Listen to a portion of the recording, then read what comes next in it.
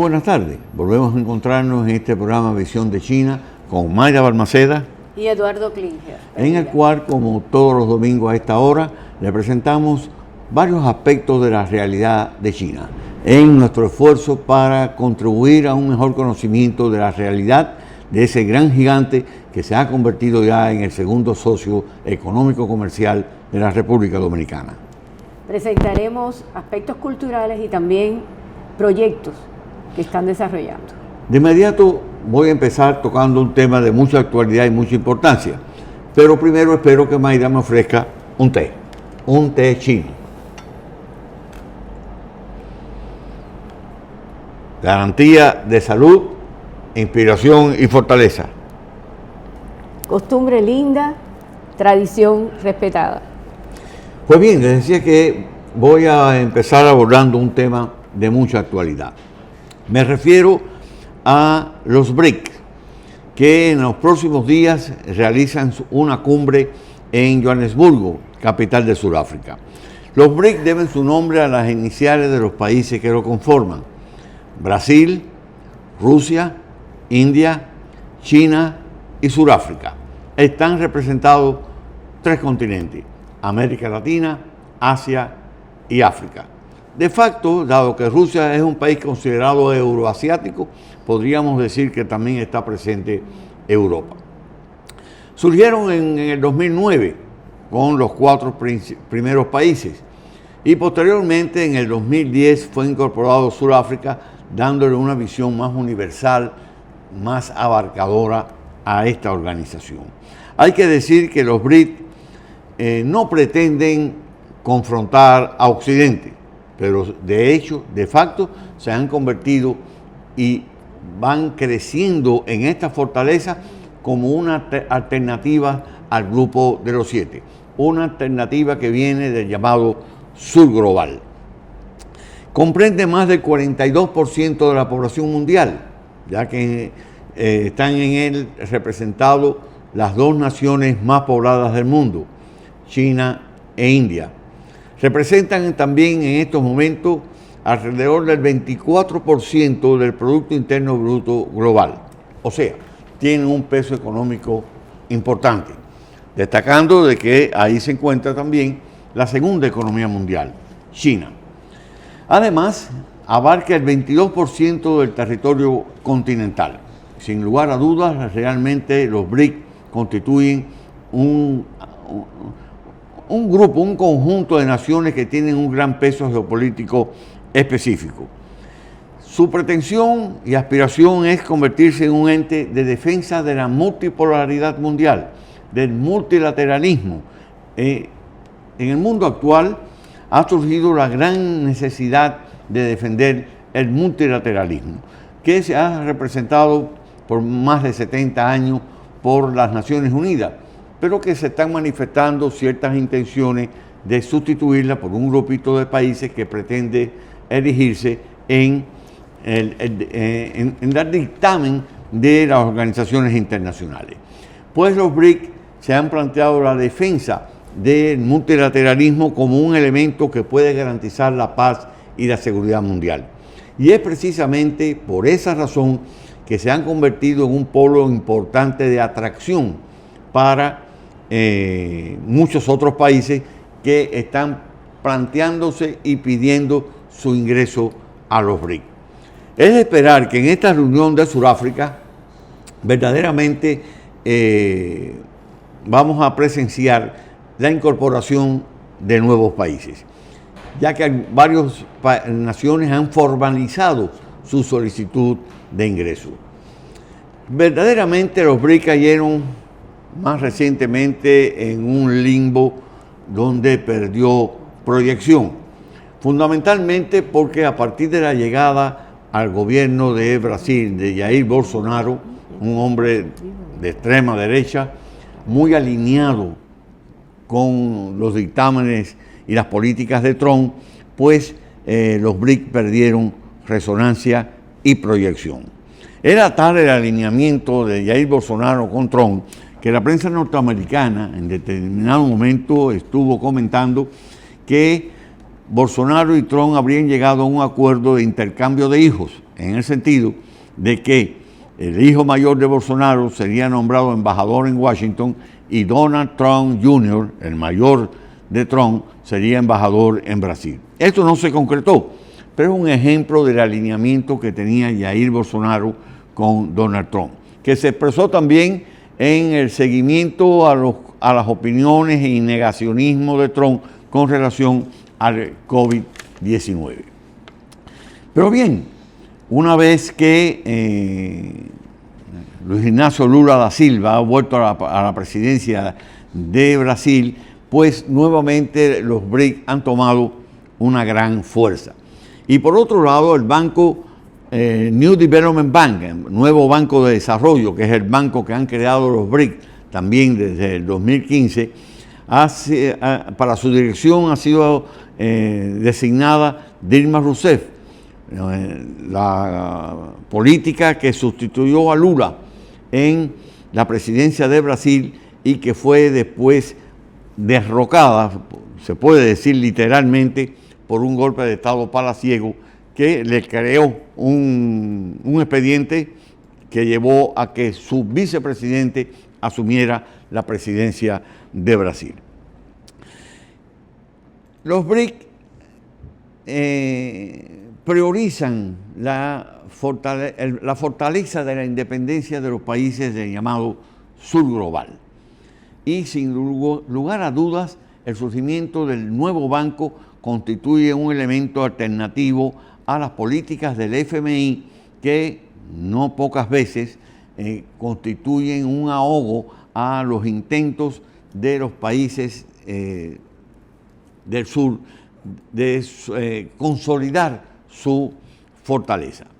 Muchos recuerdan que una vez que Mauricio Macri en Argentina ganó la presidencia y sacando al peronismo del poder, el FMI le concedió a Macri el préstamo más grande que jamás haya concedido, cerca de 50.000 millones de dólares, que todavía en Argentina están averiguando qué se hizo con él. Macri ha dicho que con él lo que se hizo fue pagarle a los bancos para que le siguieran dando préstamos a Argentina. Pero bien, los BRIC, sin lugar a dudas, han resultado un elemento muy atractivo en estos momentos. Así, por ejemplo, Bolivia, Venezuela, inclusive Arabia Saudita, los Emiratos Árabes Unidos, Qatar, Turquía, han estado planteando su ingreso a la organización, con lo cual verdaderamente va a tener una mayor universalidad que va a fortalecer su posición como un actor geopolítico de gran peso, gran importancia y gran incidencia a nivel mundial. Hoy día la alternativa que ofrece los BRIC resulta efectivamente muy atractivo. Es un conjunto de naciones que no pretenden ni se plantean confrontar a Occidente, sino mostrar independencia de Occidente y a la misma vez encontrar mecanismos de colaboración y cooperación entre ellos que fortalezca su economía y además también su proyección internacional. En esta reunión de Johannesburgo, en Sudáfrica, se estuvo especulando mucho con relación a si Vladimir Putin asistiría o no. Existía la especulación de prensa que la presidencia de Sudáfrica se vería obligada a detener a Putin, dado que la Corte Penal Internacional emitió una controvertida orden de apresamiento contra él. Putin finalmente no va a asistir. Seguramente va a ser representado por su canciller Lavrov. Pero hay que decir que, por otra parte, un país que se encuentra involucrado en una guerra muy fuerte hace muy difícil que su presidente pueda ausentarse del país por varios días, ya que la distancia entre Rusia y Sudáfrica es importante. Por otra parte, el ingreso de Venezuela a los BRIC significa un aliento para Venezuela, que en estos momentos se encuentra además habiendo recibido una importante buena noticia ya que presentó una demanda en Lisboa contra un banco que le tenía embargado 1.500 millones de dólares y ganó el litigio. Los tribunales fallaron de que el banco tenía que liberar esos recursos y entregárselos a su legítimo propietario, Venezuela. Les decía que se creó en el 2015 un nuevo banco, llamado así, New Development Bank, Nuevo Banco de Desarrollo, en el cual han estado incorporándose varios países. No hay que ser miembro de los BRIC para ser miembro del banco. Así vemos que, por ejemplo, en el 2021 ingresaron al banco Turquía, Uruguay, Bangladesh, incluso Emiratos Árabes Unidos y Egipto.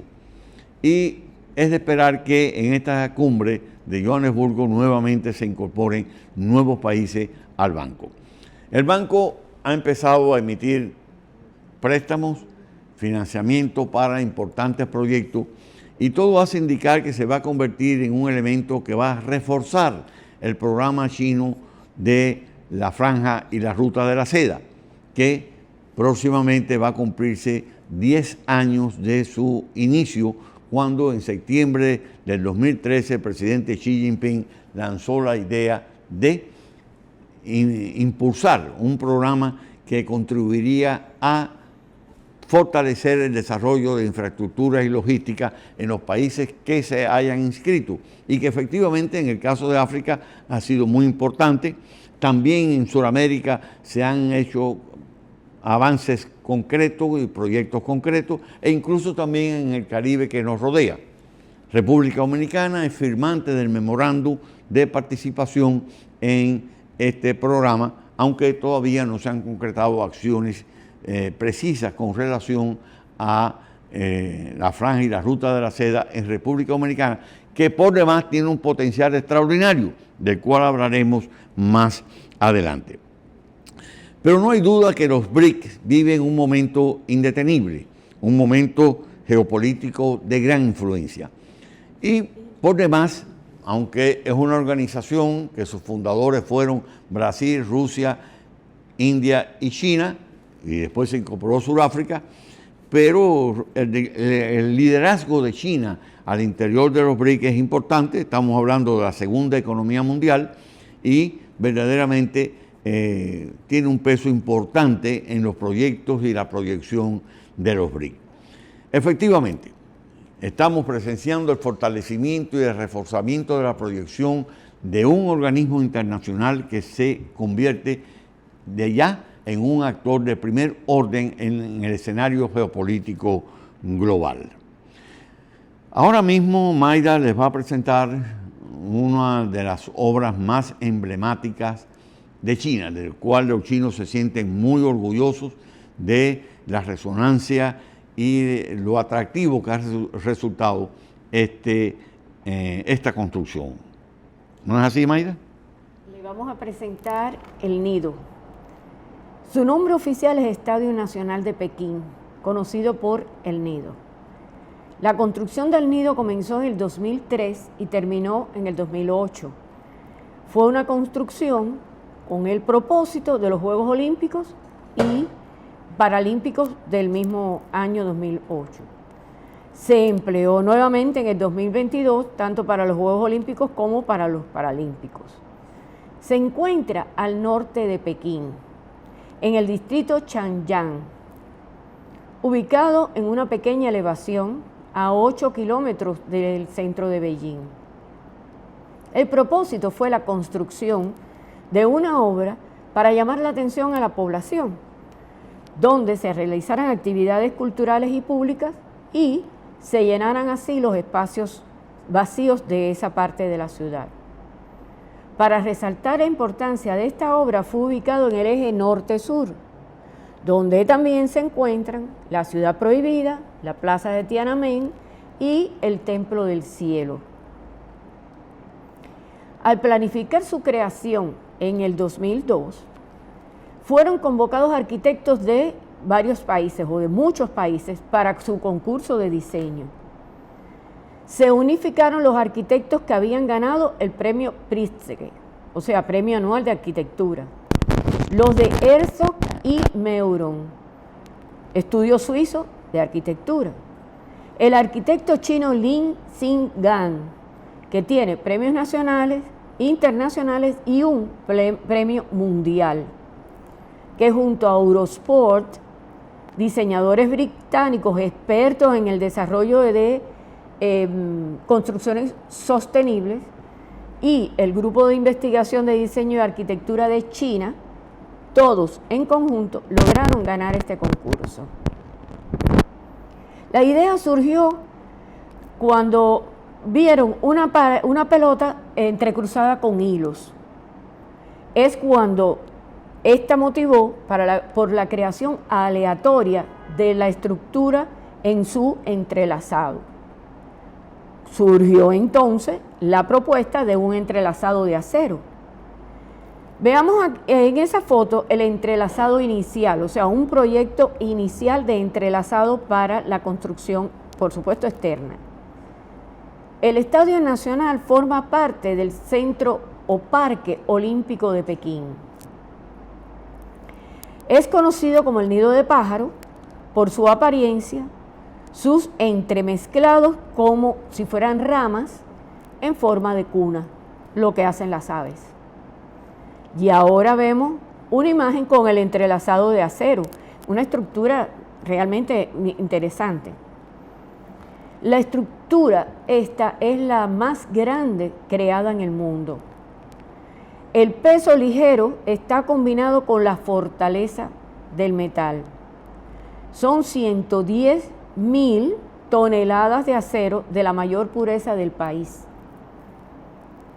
Los pilares de 37 pies bajo tierra, inyectados con hormigón, soportan las fuerzas horizontales que provocan la estructura. Tiene 24 puntos de anclaje, con las columnas de 100 toneladas de peso cada una. Los puntos de soldadura significaron todo un reto, con aplicaciones reiteradas, con distintas fuerzas hasta alcanzar el propósito necesario. Estas vigas alcanzan una longitud de 36 kilómetros del material. Es considerado el estadio de mayor complejidad en construcción del mundo, una de las maravillas de la ingeniería mundial. Su construcción cumple con los estándares de resistencia ante terremotos, aspecto muy importante por la ubicación geográfica en la que está centrado el nido. Ahora vemos el entrelazado en el techo. Ese techo pesa 11.200 toneladas. Los espacios vacíos del entrelazado fueron rellenados, imitando los nudos que crean las aves en sus nidos. Y la parte inferior está cubierta con una membrana transparente de polímero, a prueba de lluvia, por supuesto. La membrana ayuda a la iluminación de la instalación, reduciendo los reflejos y sombras que las luces internas provocan.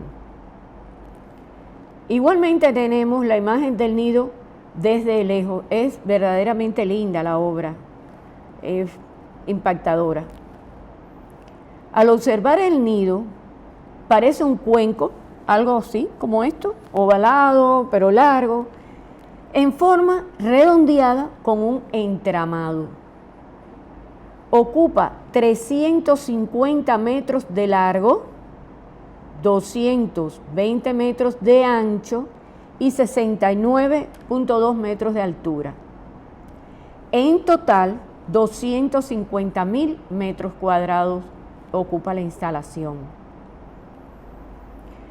Tomaron en cuenta el cuidado y protección de la naturaleza. Se utiliza la energía solar en todas las áreas. La instalación también recoge agua para ser utilizada en el riego y limpieza del lugar. Veamos ahora el vestíbulo. La entrada del vestíbulo alcanza 12 metros de profundidad.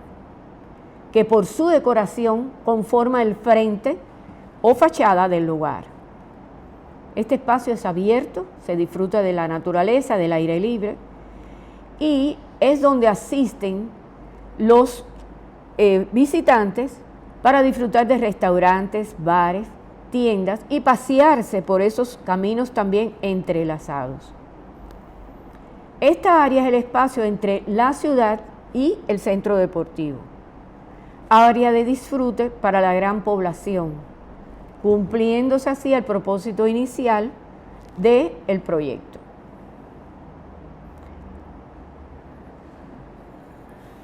Resulta realmente más interesante que tú dices que lo que inspiró la realización de esta obra fue los cruces de una pelota, los hilos que entrecruzan una pelota, y ahí surgió la inspiración para esta obra. Permítame decirles que yo visité en una ocasión el nido y es una cosa que lo impresiona a uno. Para quien no es ingeniero, que es mi caso, verdaderamente no pude entender dónde están los sostenes centrales del entramado, porque es tal masa entrecruzada de hierro que verdaderamente impresiona. ¿Nos vamos a una pausa, Mayra? A una pausa.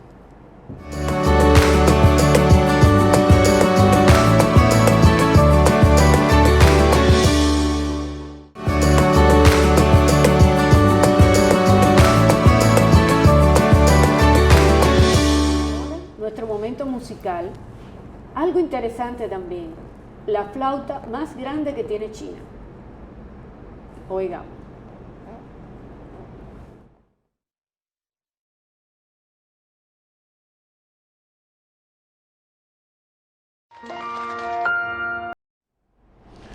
Bueno, verdaderamente grande la flauta esa. Necesitó ayuda de otras muchachas que le ayudaran a sostener la flauta. Es que la versatilidad de la instrumentación musical china es muy grande. Es realmente interesante y cómo salió de la naturaleza, algo original, utilizado en uno de los pueblos más adentro de las ciudades, de una ciudad, y empezaron a practicar entre ellos hasta que fueron agrandando y logrando este instrumento único. Es una gran diversidad de instrumentos, tanto de cuerda como de viento, lo que tienen los chinos. Hay un tema de mucha importancia, es un tema económico, pero que se usa y se utiliza, y muchos en el mundo tienen que constantemente hacer referencia a él, me refiero al Producto Interno Bruto. Hay muchas especulaciones, malinformaciones, manipulaciones sobre el Producto Interno Bruto de China. Hay una realidad. Cuando en 1978 China abrió su proceso de reforma y modernización de la economía y empezó a tener unas tasas de crecimiento verdaderamente impresionantes, creciendo a 11, 12, 14% anual, y durante toda una década un promedio de crecimiento del 10%, pues esto arrojó a China a una proyección mundial impresionante. En el 2000, viniendo ya de más de 20 años de modernización y reforma de su economía, China tenía el sexto lugar en la economía mundial. 10 años después, era ya la segunda economía. Muchos habían pronosticado de que sería para el 2018-2020 en que China pasaría a ser la segunda economía mundial. Verdaderamente lo fue en el 2010, desplazando a Japón, que por más de 50 años había estado ocupando el segundo lugar en la economía mundial. Hay que señalar que no es lo mismo crecer un 10% de una economía de gran magnitud. Por ejemplo, Estados Unidos jamás podrá crecer un 10% partiendo de lo que es la economía norteamericana hoy día. Es difícil para Estados Unidos crecer ni siquiera un 4%. En el 2021 creció un 5%, producto que se venía de la gran depresión que había provocado la pandemia.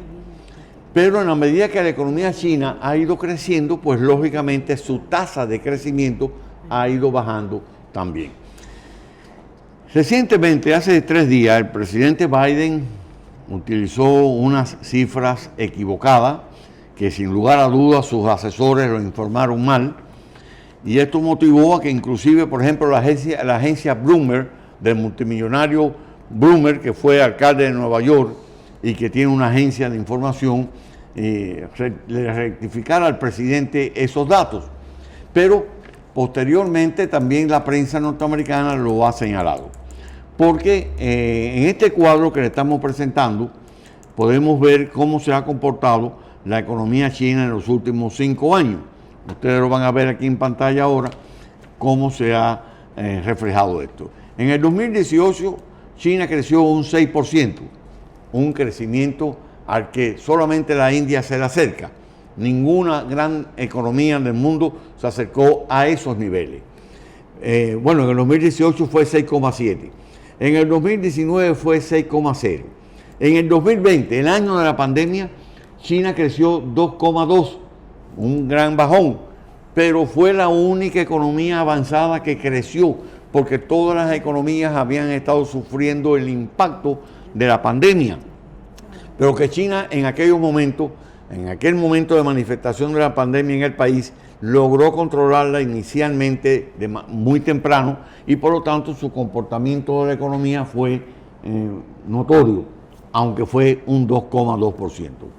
En el 2021, el crecimiento de China volvió a impresionar al mundo, 8,1%. Ningún país se le acercó a ese nivel de crecimiento. En el 2022 creció un 3%, pero fue la economía que más creció entre las economías avanzadas. Fue una caída importante por la caída que tuvo la economía de manera global. Estamos en el 2023 y hay unas serias complicaciones económicas globales. Todo indica, según algunos economistas, que para finales de este año la Unión Europea va a caer en una depresión importante, y hay mucha especulación sobre si Estados Unidos va a tener recesión este año o el próximo año.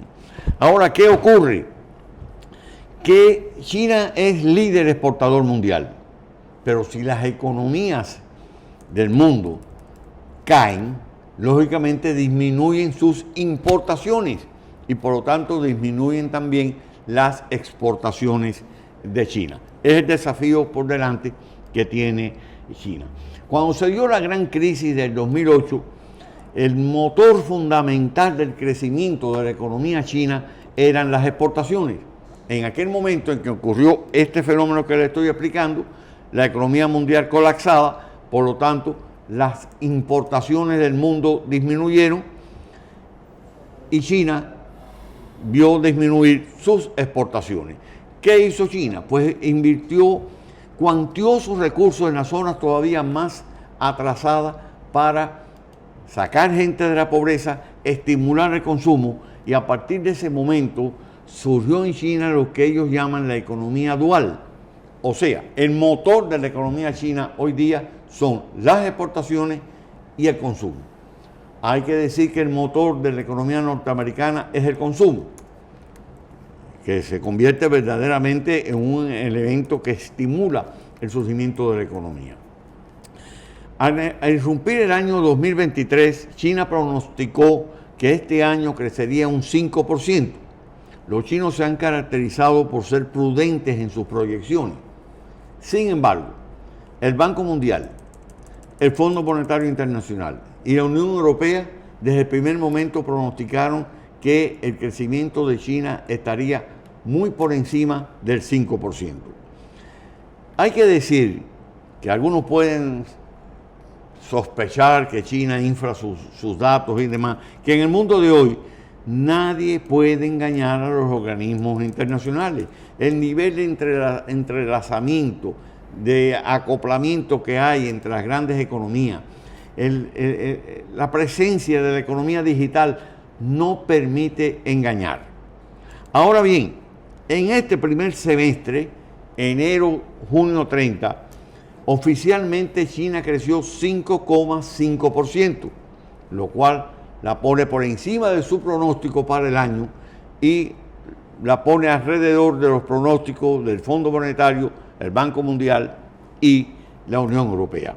Ahora vamos a ver otra tabla que preparé, también basada en información del Banco Mundial, donde podremos ver la correlación entre el Producto Interno Bruto de Estados Unidos y China.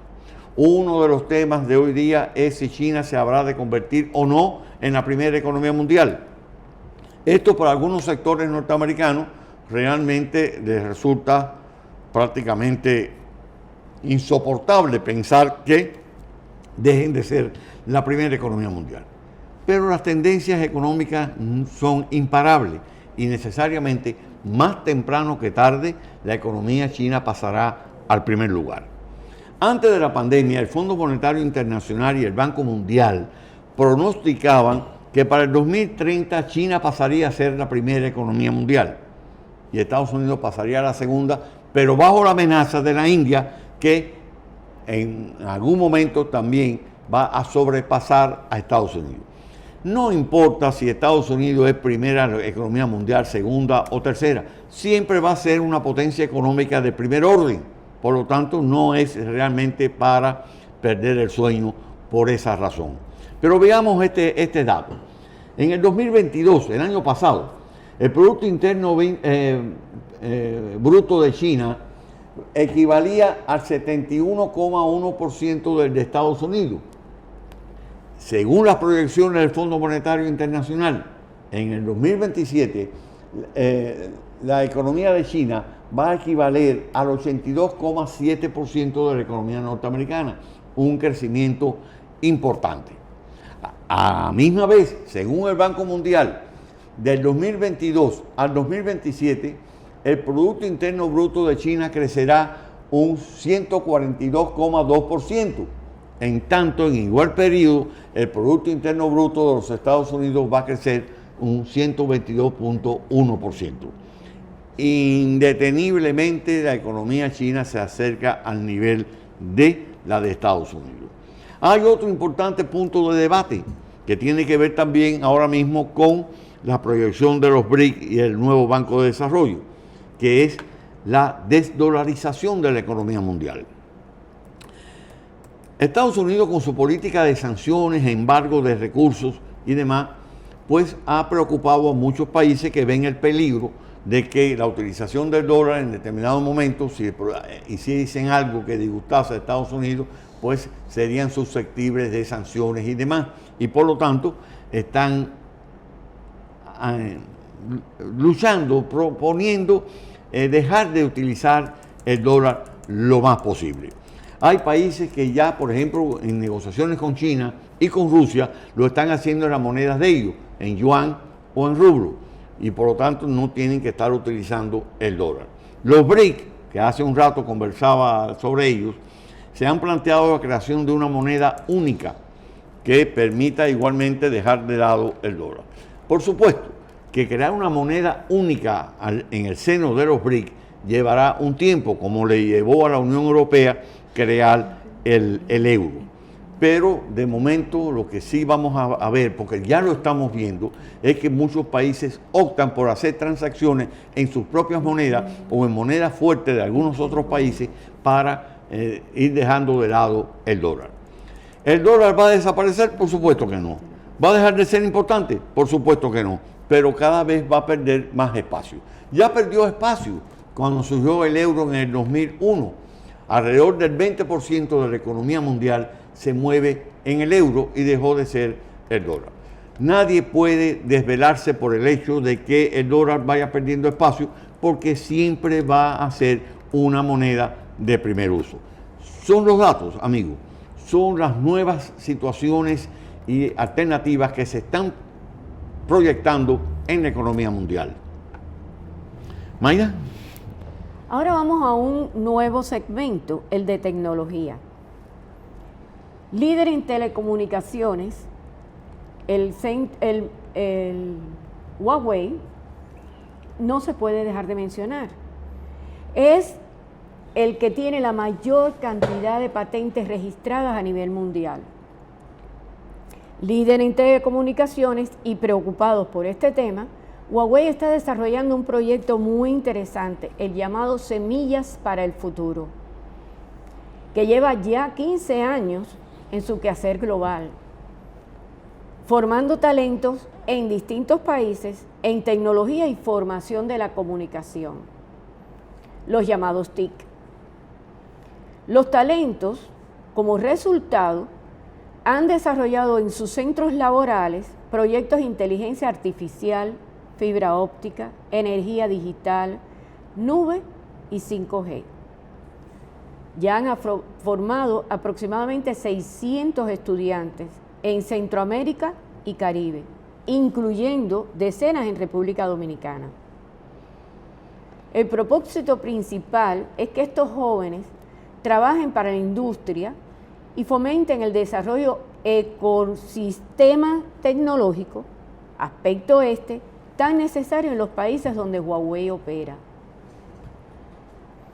Como experiencia basta presentar los jóvenes que han tenido los mejores resultados en sus funciones. Según criterios de algunos graduados en el 2022, Semillas para el Futuro les brindó oportunidades de desarrollo personal y profesional inimaginables, además del valor del intercambio cultural que esto significa, de las relaciones personales con líderes de la región. En esta nueva ocasión, Huawei formará aproximadamente 100 nuevos estudiantes de Centroamérica a Caribe en economía digital. La capacitación se realizará en esta ocasión en Costa Rica del 9 al 16 de octubre próximo. Trabajarán de manera presencial y con apoyo virtual de expertos chinos desde China, pero también expertos chinos de China viajarán a Costa Rica con el propósito de ser los mentores en los proyectos que estos estudiantes desarrollarán. El propósito es para que participen también expertos de industrias tecnológicas y ministros de otros países que llevarán ideas para compartir con estos jóvenes. Además, participarán de forma presencial socios del programa, como representantes de la UNESCO, para enfocarse en temas sociales. Y contarán con la participación de la Universidad TEC de Monterrey, que enfocará el liderazgo y las habilidades necesarias para lograr que el proyecto verdaderamente funcione. Destacan las posibilidades de que jóvenes de Venezuela puedan viajar a Costa Rica también para participar en esta capacitación. La participación será de 10 estudiantes por países de esta región. Se toma en consideración que estos estudiantes serán recién graduados o graduados a punto de terminar o en carreras de término en sus profesiones. Ahí tendremos una presentación de jóvenes dominicanos y participarán en correspondencia países como Costa Rica, Salvador, Guatemala, Honduras, Jamaica, Panamá, República Dominicana, Surinam y Trinidad y Tobago. Es un programa de formación profesional sin precedentes. Sin precedentes por los años que llevan en acción, por la atención a esta zona geográfica y por enfocarse en la formación de jóvenes, beneficiando el futuro de estos países. Para Huawei, Semillas para el Futuro es el programa insigne de responsabilidad social corporativa que desarrolla. Verdaderamente esa imagen que estaba ahí del stand de Huawei, que más que un stand, es el salón que presentó Huawei en la feria que se acaba de celebrar en Barcelona sobre telecomunicaciones internacionales. Es un salón propio de una empresa que es líder a nivel mundial. Acabo de ver un dato de que en el primer semestre las ganancias de Huawei crecieron un 3,1%, ascendiendo, Mayra, a 43.400 millones de dólares. Es verdaderamente un gigante de la tecnología y un gigante corporativo de primer orden. Felicitemos a Huawei. Y ahora disfrutemos de un momento musical.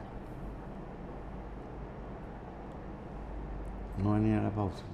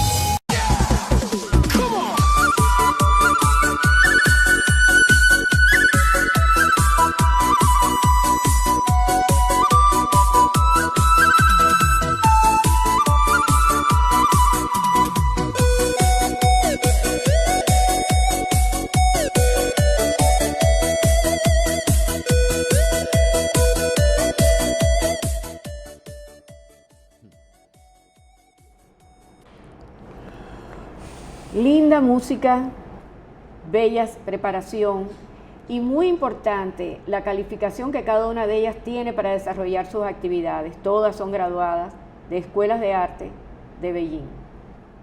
Excelente actuación y realizado por jóvenes, importante, con preparación y calificación en cada una de sus áreas.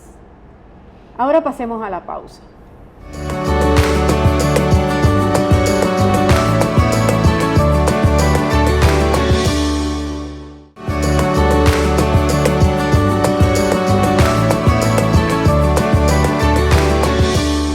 Cerramos con nuestro programa con Confucio y su frase siempre educativa. Si tu plan es 1 año, siembra arroz. Si tu plan es de 10 años, siembra árboles. Si tu plan es a 100 años, educa a los niños. Reflexiones de Confucio que siempre nos traen un mensaje de vida. Para pensar, para interiorizar y para poner en práctica. Hagámoslo. Nos vamos. Hasta el próximo domingo. Hasta el próximo domingo.